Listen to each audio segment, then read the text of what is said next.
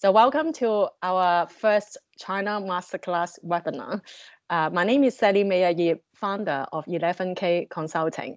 Today, we are very excited to have two other speakers today. One is my co-host, Paul Sutton, founder of LCN Legal. And the other one is our amazing guest speaker, Susan, who I will introduce a bit later. So perhaps I should just give you a brief background on our China Masterclass webinar, exactly why you should be investing your 30 minutes on us. So the whole idea of China Masterclass webinar is to really to help you. Paul and I both run our own businesses, and we reckon that setting up a business is very easy, but how to upscale and sustain a business is the challenge. And we do deeply believe that creating long-term relationships, value and trust with your customers is key to your success, especially in very complicated markets such as China. So our idea is really to hopefully educate and also inspire you with our knowledge, lots of failures and lessons today. And I do hope that you enjoy the next 25 minutes. And we are very excited to have our first guest speaker, Susan Fang, with us today. Susan runs a very successful and established education consultancy between UK and China. Susan has been doing that for over the past 10 years, basically helping Chinese families and students who wish to study overseas, such as UK and US. And I have to say, Susan is really a pioneer in her field.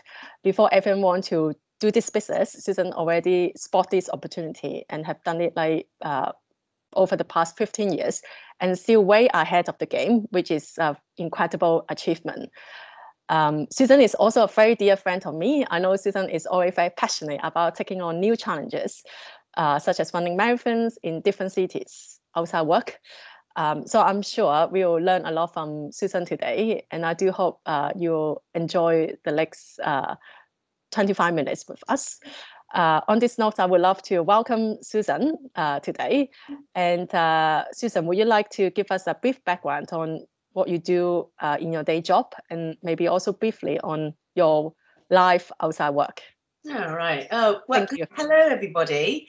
Thank you for this opportunity, 11K, Sally, and also Paul as a co-host from LCN. Thank you very much. I feel very privileged to be on your inaugural webinar. So my name is Susan Fang, and as Sally has rightly introduced, I run my own education consulting firm since 2002. So it's almost 2 decades now. Wow. Taiwanese born. I came to the UK as a teen 30 years ago. So originally I trained as an architect, but in my mid-20s, I made the first important decision of my life to pursue something that I've always wanted to do. I became a journalist. So eventually I worked for this magazine called the Commonwealth magazine in Taiwan, which is the equivalent of The Economist in Taiwan.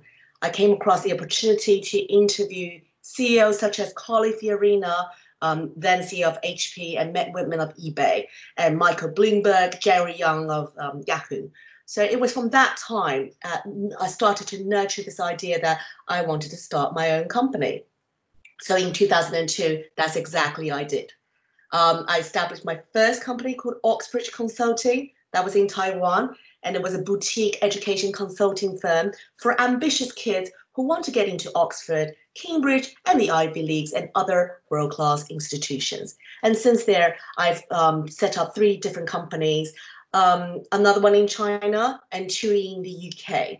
So my companies are all related to education, and you can see it as a supply chain. The ones in Taiwan and China source the clients and help them out with advisory application. And then these clients are sent to the UK or the USA. And in the UK, we have one of the company actually helps and cares for minors in boarding schools, and the other company runs a digital platform whereby we can actually do the student matching, student at school, student at university on the platform, and take care of the application process. So it's a supply chain network, and we work seamlessly with one another, but we're not exclusive. So we are also open to partnership to other people. So that sort of lowers our risk of putting too much eggs in one basket. So in terms of personal life, Sally has briefly mentioned, I love my marathons.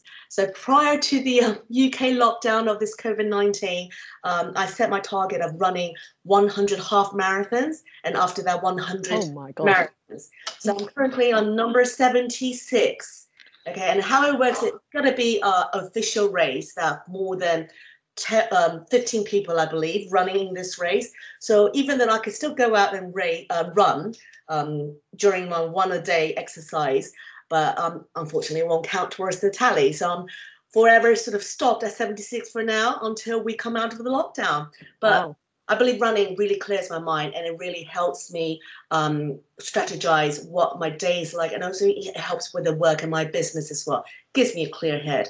Plus, because if I run a marathon, that's probably 4 or 5 hours out of my way in a day, so I need to manage my time even well. Mm-hmm. Wow. Amazing.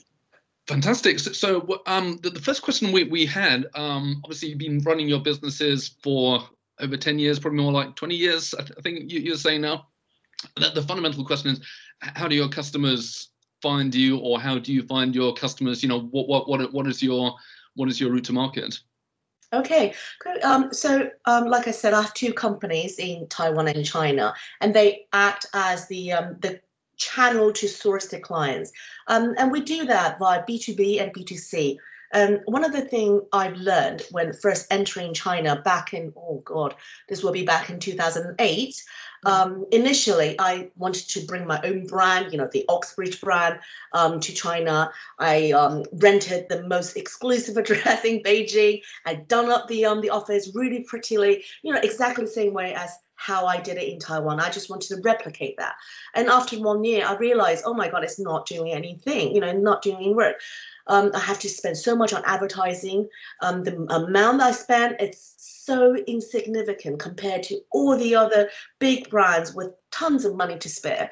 So it got me thinking, oh no, building my own brand and also just going out there on my own wouldn't work. Very soon I'm going to run out of cash. So all of a sudden I decided to change my strategy and said to myself, I'm going to work with everyone.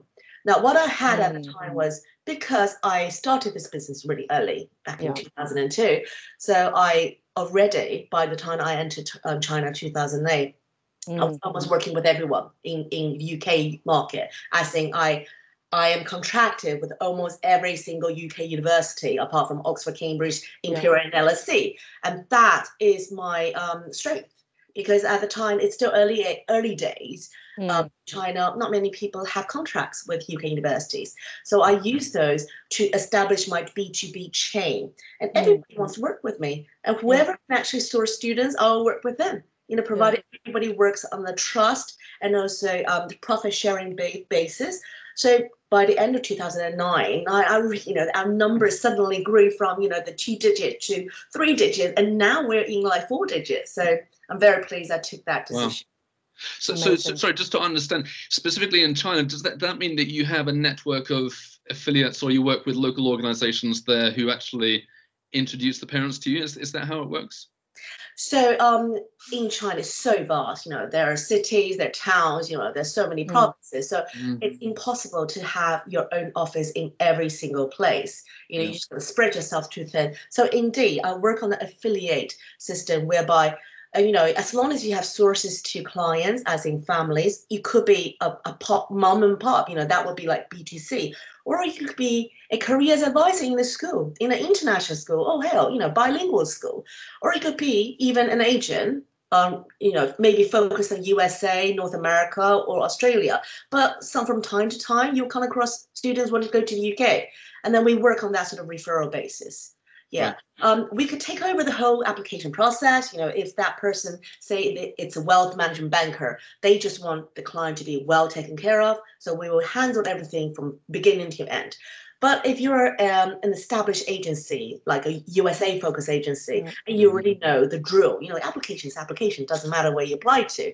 So you could keep hold of your student, you still care for them, handle everything. But when it comes to your application, you just send it through us. So that's two ways of working. Yeah, interesting. And when we were last speaking, Susan, you gave a really interesting example about how you had to adapt your communication style to Chinese parents specifically in terms of keeping them updated in the current environment. Could you share that story with us, please? Yeah, sure. I think that the key thing about the latest the COVID-19 is at the beginning, because we all know the virus might have broken out from China. So everyone was trying to get out of China. Most of my clients wanted to say quickly, send my kids abroad, even though the term doesn't start until September. They want out. But very quickly by March, the situation has reversed. So it was known, well, at least to the Chinese families and the Chinese clientele, is that China is much safer than the West. So we started seeing people wanting to bring their children back home. So I think how to mitigate this, the change of sentiment. It's for schools and universities that we partner with, I highly recommended them to jump ahead, before the government even said anything, to get in touch with their existing clientele, as well as a prospective clientele who were supposed to send their children over in September, and reassure them that the schools and university will remain open, business as usual, and should the families decide to send their children over, whether it's May, June, or September, or whatever, the schools and university are safe and will provide a clean, safe, and healthy ground. And should there be the unfortunate incident where things do happen that a child falls ill, there are strategies in place whereby they can access NHS. But you have to make it really clear what the step-by-step are, and so to really win over the trust, so that the parents will feel that it's fine. It doesn't. It's absolutely 100% foolproof that the children come over to the UK and there will be okay. I think that's such an interesting example. I mean, for me, in terms of how I would interpret that, it's about taking your customers as they are. I think it's easy on a cross-cultural basis to be a bit judgmental. You can say, well, they're being paranoid, they're being neurotic, and so on. But actually, no, the point is you've got to try and tap into the way that they're thinking and feeling at that moment and give them what they need to feel reassured. I guess that's the main message, isn't it? That's right, because they're already feeling the fear and uncertainties. There's no point to be condescending on top and tell them that, well, this is how we do it in the West, you should follow our rule. If you go down that strategy, you're going to lose the business. And Susan, I wonder if you find it challenging to communicate with your Western Western counterparts, when you want to tell them what your Chinese clients want. Do you find it difficult, or what are the challenges actually? Sally, I think you poked. Sorry. I'm not going to lie, it is challenging because but I don't think there's right and wrong here. I think it really comes down to cultural difference. Unless you've lived in a place for long enough, which I'm very fortunate to be in that position whereby I was born and brought up in the East, but I also grew up, for a very significant amount of time in the West, both USA and UK, in fact. So I can really understand deeply what people of different cultures, they think, and, the reason behind it. So because of the understanding, therefore, you can be much more diplomatic of mitigating and approaching how things should be thought out and how you phrase things to make your counterparts will accept and follow. I mean, at the end of the day, I think you just have to be really frank. And tell your clients, whether it's Chinese or Western, and say, do you want to have a business at the end of the day? If you do, this is how I would proceed it. If I were you, this is how I will mitigate the things, But, the decision is yours. Yes, so right. So make them look at the bigger picture at the end of the tunnel. Good. And so another question that I had, we had is, if you look back at your 10 years, 20 years of experience And if you had to do that all over again, what would you do differently now to maybe avoid mistakes that you made in the past, or just kind of cut straight into what you know works as opposed to what you think might work but actually doesn't? Okay, that's a great question. You know, it got me thinking actually. My whole business is based on acting as an efficient conduit between Chinese students, you know, whether they're B2B or B2C, and UK education institutions. So essentially, we're a middleman. And as a middleman, wherever you are, there's always this risk of being cut off. Yeah. And also there's a competition for other middlemen, you know, as time goes by, you have to fend them off. So you know, your existing client wanted to kick you off, and then there are other competitors. So it's always that scenario. So I guess if I were to start over again in China, I would want to think of an exit plan straight away, right from day one. And I think the key to that is well, you know, you basically is better control of either end of the supply chain. So on the one hand, you know, I have the channels of customers, whether it's B2B or B2C. I need to have a strategy in place to ensure that these people are going to be loyal to me, and I'll make them dependent on us more desperately, you know, so they can't kick me away. On the other hand, I want to control more destination schools and institutions. So maybe one day, rather than working for these schools and universities, maybe why not own my own? Have my own, so that, you know, the students will actually follow through to my own establishment. So I think that would be something I start, you know, think straight away from day one. You know, this is something I'm already doing now, but you know, I'm sort of learning as I go along. Yeah, I just wish the older me now can tell the younger me 20 years and say, hey, do that straight away. Okay, and just so I understand completely, when you're talking about exit plan, you mean the sort of long-term vision for your business? You know, where are you going to be when it is kind of fully mature and working and so on? Is that what you mean? I'm basically trying to find that and sort of focus on that straight away, as opposed to thinking that that's something for later. That's right. Yeah. The exit plan could be you sell, you merge, or you become so much bigger that you buy someone off. Yes. Yeah, I mean that really resonates with me, because I mean one of the beauties of entrepreneurship is that you get to do whatever you want. But it's also that the risk can be at the starting point, you can just be in survival mode. You know, I just want to get something to work. And where you're just kind of trying to survive from day to day. And you're not being bold enough to say, well, what could this be? You know, what could be the long-term outcome of this that would really make a difference to everyone? Yeah. And I would also, just to add on, I think during this COVID-19, personally, I think it does make me think harder.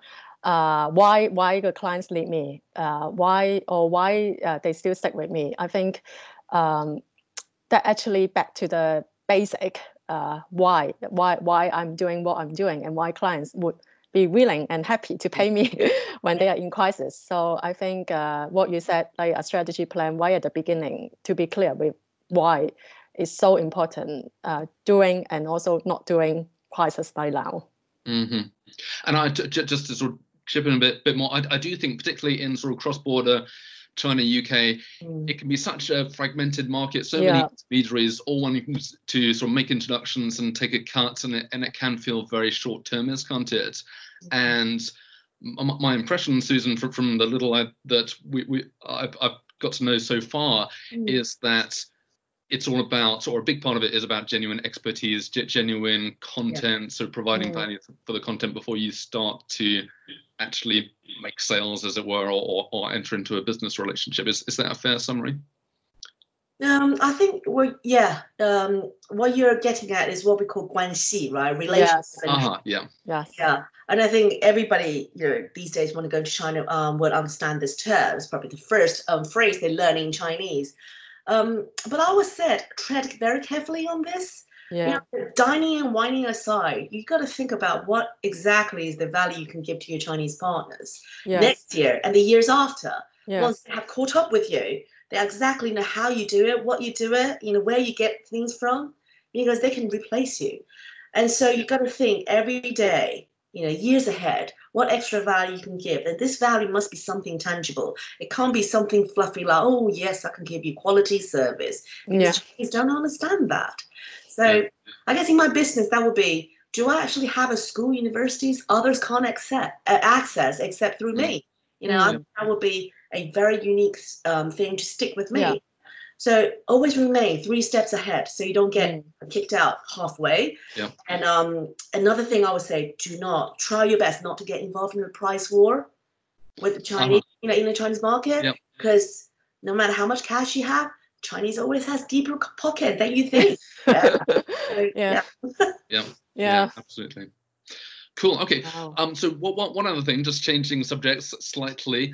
One thing I was really fascinated when I looked at your LinkedIn profile, Susan, is I saw that you've worked with people like Tony Robbins and Robert Kiyosaki, who I'm sure are heroes to many of us. I'm really interested to hear what you got from working with them, which of their teachings you've applied in your own business, but also, is there anything that they teach that actually hasn't worked for you or hasn't worked for the Chinese market from your perspective? Okay. Yeah. So I had the privilege of working with both men as their voice conduits. So I was simultaneously translating their teaching to crowds of thousands of Chinese speaking audience in Singapore and Australia. So by doing that, I also witnessed firsthand how the logistics of running their sometimes week-long events and often spanning across 20 hours a day, very long hours a day of you know, these seminars, and sometimes involving very high-risk activities such as making each and every one of the audience walk over fire. So incredible. So what I learned from all that is that it really does take a whole team to make an icon. No one can be big and make it on their own, not even Tony Robbins. Yeah, so that's my first learning. Another thing I learned, and I think this is something I really take it to my heart, is that I think throughout the years, both men have actually made some reinventions of themselves. And I just feel, you know, as entrepreneurs, from longevity, you know, once you really stick to what you know best and what you can do best, it's something that's outside your realm, you know, leave other people to do it. Yeah.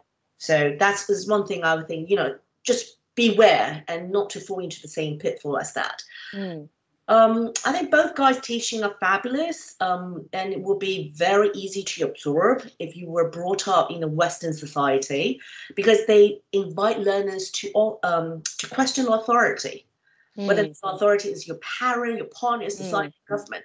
And I think fundamentally that's something that's very difficult as a Chinese to understand, because for centuries we've been brought up with the Confucius thinking where it's me. You know, the smallest unit is family, society, and country. So I think in terms of education, that will be translated to students, you know, always wanted to please their parents, make them proud, and, you know, to have societal acceptance and be applauded for being an academic scholar. You know, in Chinese we call it 学霸, yeah? So I think that's the thing I can never, you know, it's always been a challenge in my business as a whole. When we are consulting with families, you know, the actual client, you know, you should look at schools other than the ranking, other than all the prestige, other things more suitable.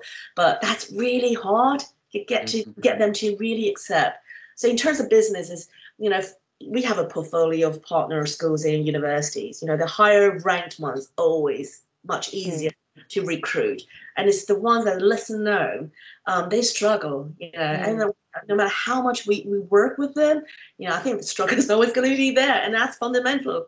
It's not branding, is that? It's not just, it's a cultural thing. It's a culture, It's thousands of years of Confucius thinking, and it's not going to take, you know, 100 years. You know, not certainly not you and mine livelihood, life, you know, in our life going to see a change. No. Fantastic. Yeah, I think, I mean, it's such an interesting model, isn't it? I think probably they're both perfect illustrations for that transition from sort of generalist to expert to authority to celebrity, because they're both occupying that top level of celebrity authority. And I guess that's something universal, isn't it? When you've got that situation, then you attract so much, but you need to build it, and I love the message about, you know, you need a team to do that. It's not just a kind of one man or one woman crusade. It requires a whole organization. And just to tap on this question, I wonder if Susan, you can give us one single advice on doing business with the Chinese market. If I'm new to the Chinese market, do you have any like one advice for me if I want to do business with Chinese people? You got to find a partner who speaks the language, speaks Chinese. But they not only just speaks the Chinese language, but they have to understand both the Chinese and the Western business and personal culture. I think very important. You have to be able to strike a personal joke with them, both in Chinese and their Western sense. And I think this partner needs to have at least 5 to 10 years of track record of working on the ground in China. So they have at least seen like maybe one cycle of up and downs. I think that will give you a breadth of their experience.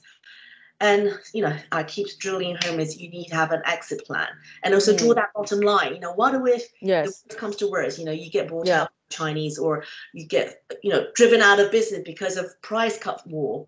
Can you accept that? So I think as long as you know what's the worst that can happen, then just go full steam ahead. Wow. Yes. Great.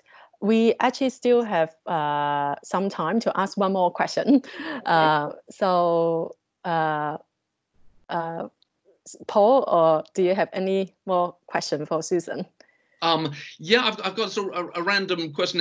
Do you have any horror stories? Are there any examples? Maybe you don't want to share it. I don't know. But certainly I have plenty of horror stories where I've just got it completely wrong in terms of relationship building. Do you have anything that you're willing to share in terms of things that you've taken inspiration from? Something that this happened at the very, very beginning of my business cycle. So it's the same year as that I built my business in the UK, that is. So, that was 10 years ago when I returned to the UK to start two UK companies. Now, my daughter was at the time at her junior school. So actually infant school. And then obviously you make friends with a lot of people. And there was another Chinese girl. And she invited my daughter back to their home play, sort of like play date. So, and then of course, when I went back to invite, to pick up my daughter, I got talking to the parents. And then I realized the family actually were quite high up in the Chinese society. They actually know the wives of President Xi. Actually, I don't know whether we should. But anyway, they're pretty high up, pretty high up. And it's rather than a pitfall, but it's more of a shocking realization for me, was that President Xi's wife visited UK a couple of times, and those days, she actually really enjoyed the shopping and the actual life within the UK. So sometimes she'd come and stay for an extended period of time. And being their friend, but I would say it's more like a business sort of relationship. This family, my daughter's friends' parents, they move out of their whole home and go and rent somewhere else to live. And they actually offered President Xi's wife to live in their home. And it was shocking, because I can understand opening your door, invite your friends, do business, whatever, that's fine. But to actually move out and to let them take over what you've got completely, that's never unheard of. And I just thought, wow, is this the extent I will go to for me to actually establish myself or connect or, do more business in China? I mean, I don't know. Even to this day, I have a question mark. But I just thought I'd just share it with you all. Yeah, fascinating. Yes, that's really going extra mile in the Chinese context. In a way, I think when you're with the Chinese, they do expect you to go the extra mile. You need to be on 24/7 on WeChat when they ask you questions. Once you started answering, there's no ending. So unless you set the rule right from the start, say, hey, this is my working hours. Monday to Friday, weekend is my own. Plus, there is a time difference. So do not call me at 2 o'clock in the morning. You got to set it straight at the beginning. If you did not, then be prepared. You got to slog it out. Absolutely. I think that's a universal theme, isn't it? It's about deciding what is it that you're prepared to give. And one thing that I'm sure all of us see a lot, especially in the sort of cross-border China UK market, you can go down one route, which is being 100% available at all times and lowest possible price, and kind of try and basically scrape together your business on that way, or you can go the other route, which is obviously what you have gone down, Susan, which is say, yeah, well, okay, actually, my business is a combination of both. Okay, it depends. Yeah, sure. Yeah. But you know, in terms of making it achieving that long-term sustainable vision, that's all about, well, what is it that I bring? What's the overall value? And that means connections, expertise, true relationships, and so on, as opposed to just responding to short-term requests. Yeah. Okay, I think unfortunately we are going to finish our webinar. Is there any final point you want to say, Susan, before we finish our webinar today? I think this is a fantastic opportunity for everybody involved, for you both to create this platform, because I think we are all now kind of stopped because of this virus, and it's a great time for us to all rethink about where we are, what our position is, and where we want to go, you know, once we're out of the lockdown. So, I mean, China is always going to be there. In fact, China is the first to recover. So, of course, it's got to be in every business a person's mind. So right now, to start thinking about the years ahead, I would say this is a great timing, and I'm really thankful that you both have established this platform for every voice to be heard. And what a privilege to be a first to actually share my knowledge on the Chinese market. So thank you. Well, thank you so much. Thank you. Yes, thanks, Susan. Yes. So that's coming to the end of our first China Masterclass webinar. This is our very first, so I do hope that you enjoy it. And if you do have any feedback, please do share with us. And we are going to have more China Masterclass in the next few weeks. So please do stay in touch and keep well. Fantastic. Thank you. Bye for now. Bye-bye.